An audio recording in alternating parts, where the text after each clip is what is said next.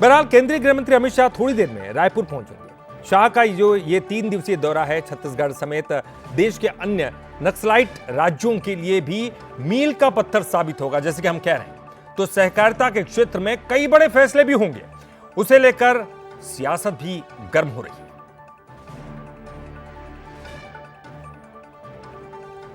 केंद्र सरकार देश में नक्सलवाद के खिलाफ निर्णायक लड़ाई के मूड में है। अमित शाह छत्तीसगढ़ से देश में नक्सलवाद के नासूर को खत्म करने फाइनल ब्लूप्रिंट तैयार करेंगे।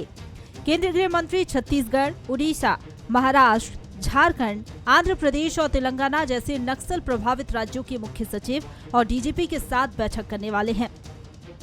माननीय अमित शाह जी का छत्तीसगढ़ आगमन है। पूरी दृढ़ता के साथ, पूरी ताकत के साथ नक्सलिज्म के विरुद्ध कार्यवाहियों के लिए, आत्मसमर्पण के लिए, उचित माहौल बनाने के लिए।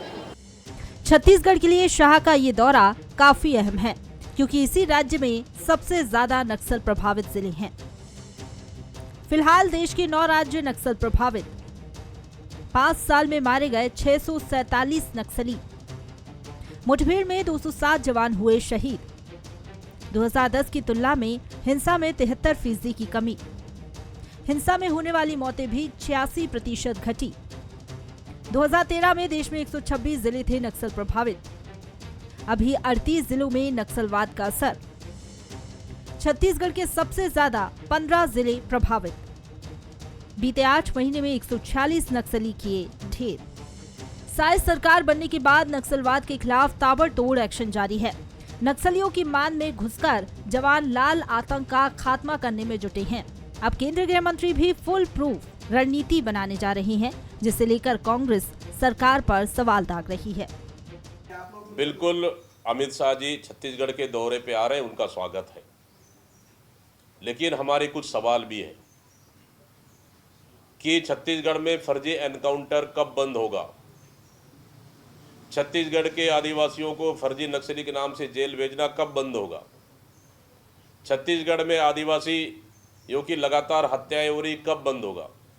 छत्तीसगढ़ में आदिवासी बहनें सुरक्षित नहीं है, उसकी क्या गारंटी है।